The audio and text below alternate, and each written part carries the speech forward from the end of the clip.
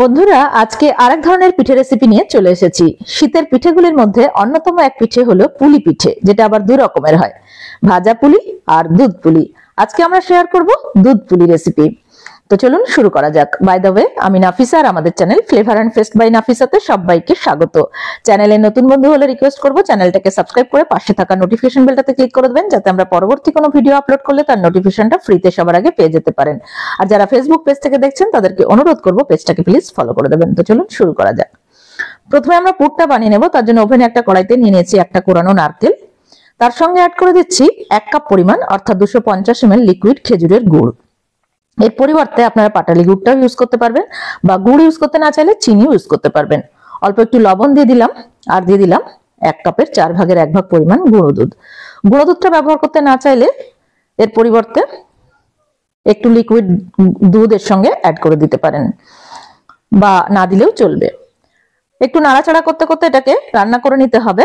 প্রথমে দেখবেন একটু জলো ভাব চলে আসবে। 5-6 মিনিট রান্না করে নেওয়ার পর এরকম একটু শুকনো হয়ে যাবে, রসটা পুরো টেনে যাবে। দেখুন 5-6 মিনিট রান্না করে নেওয়ার পর যখন এরকম পর্যায়ে আসবে তখন দিয়ে দিলাম 1/2 টিস্পুন এলাচ পাউডার। এটা অপশনাল, দিতে না চাইলে স্কিপ করতে পারেন, কারণ খেজুরের গুড়ের একটা সুন্দর গন্ধ থাকে, তাই গুড়ের সাথে এলাচের গন্ধটা অনেকে পছন্দ নাও করতে পারেন।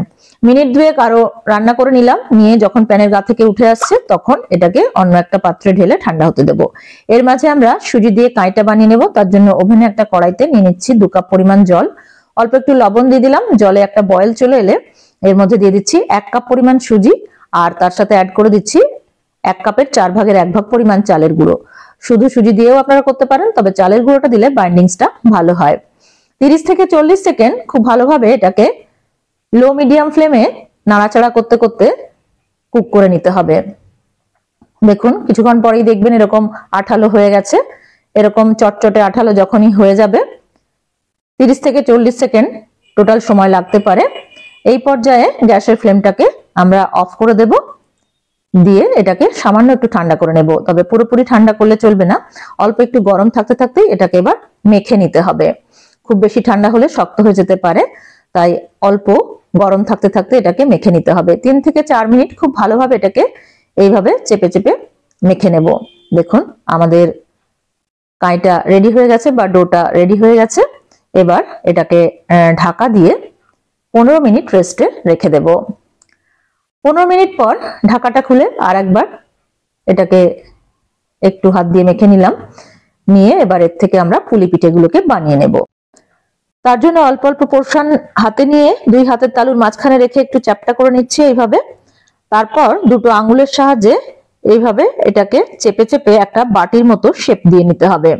দেখুন এবার আমরা যে পুরটা বানিয়েছিলাম তার থেকে কিছুটা পরিমাণ পুর এখানে রেখে দিচ্ছি। সাইজটা আপনারা যত বড় বা ছোট করবেন সেই আন্দাজেই পুরটা দেবেন। আমরা এখানে ছোট চামচে 1.5 চামচ পরিমাণ পুর দিলাম। এবার মুখটা চেপে বন্ধ করে দিয়ে হাত দিয়ে একটু ডিজাইন করে নিচ্ছি।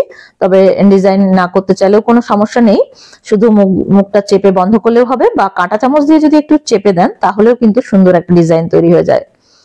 তো আরো একটা দেখিয়ে দিচ্ছি। দেখুন এইভাবে দুটো আঙ্গুলের চাপে একটা বাটির মতো শেপ করে নিতে হবে, তারপর পুর দিয়ে বন্ধ করে নিতে হবে। তো এইভাবে সুজি দিয়ে পুলি পিঠেগুলো বানালে কিন্তু খুব সুন্দর নরম তুলতুলে পিঠে তৈরি হয়। শুধু চালের গুঁড়ো দিয়ে বানালে একটু শক্ত হয় অনেক সময়, তবে সুজির সঙ্গে চালের গুঁড়ো মিশিয়ে যদি করেন সুন্দর নরম তুলতুলে পিঠে তৈরি হবে। তো এইভাবে বাড়িতে একবার বানিয়ে দেখবেন, খেতে কিন্তু খুবই ভালো হয়। তো এইভাবে আমরা সব পিঠেগুলোকে বানিয়ে নেব। দেখুন একে একে সব পিঠেগুলোকে আমরা বানিয়ে নিয়েছি। তারপর আমরা এর জন্য দুধটাকে রেডি করে নেব।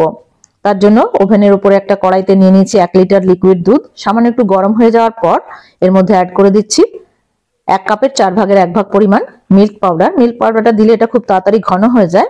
তো খুব ভালোভাবে মিশিয়ে নিচ্ছি যাতে কোনো লাম্পস না থাকে। দেখুন খুব সুন্দরভাবে মেশানো হয়ে গেছে, কোনো দলা ছাড়াই। তো এবার এর মধ্যে অ্যাড করে দিচ্ছি 1/4 কাপ করে 2 বার, অর্থাৎ টোটাল 1/2 কাপ পরিমাণ কনডেন্স মিল্ক।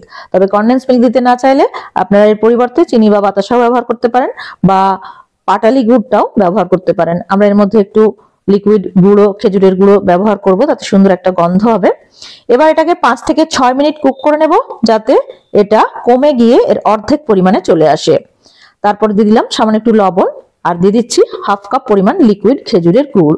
এতে সুন্দর একটা গন্ধ হবে, আর লবণটা দিলে যে কোনো মিষ্টি জিনিসের টেস্টটা কিন্তু বেশ ভালো হয়। তো আরো মিনিট 2 খুব ভালোভাবে এইভাবে নাড়াচাড়া করতে করতে এটাকে কুক করে নেব। 2 মিনিট পর এর মধ্যে আমরা যে পুলিগুলোকে বানিয়ে রেখেছিলাম সেই পুলিগুলো দিয়ে দিচ্ছি। আপনারা যদি দুধটা আরো একটু ঘন করতে চান সেক্ষেত্রে একটা বাটিতে একটু দুধ উঠিয়ে নিয়ে তার মধ্যে সামান্য একটু কর্নফ্লাওয়ার গুলে দিতে পারেন, তাহলে এটা আরো ঘন হয়ে যাবে। তবে আমার খুব একটা ঘন ভালো লাগে না, সেই জন্য একটু তরল করেই আমরা পিঠেটা বানাচ্ছি। এবার এটাকে ঢাকা দিয়ে 5 মিনিট কুক করে নেব। ফ্লেমটা মিডিয়ামে রেখে 5 মিনিট কুক করে নিয়েছি। দেখুন পিঠেগুলো ফুলে বেশ একটু বড় হয়ে গেছে। তো 5 মিনিট কুক করে নেওয়ার পর আমরা গ্যাসের ফ্লেমটাকে অফ করে দেব।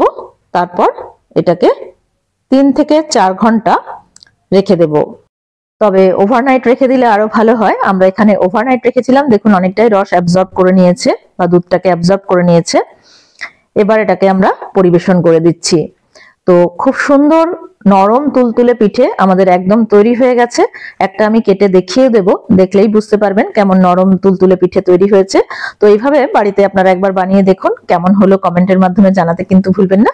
আর আজকে ভিডিওটা ভালো লেগে থাকলে প্লিজ একটা লাইক করবেন, ফ্রেন্ডস আর রিলেটিভদের মধ্যে অনেক অনেক শেয়ার করবেন, আর চ্যানেলটাকে সাবস্ক্রাইব করে আমাদের পাশে থাকবেন। Thank you so much for watching.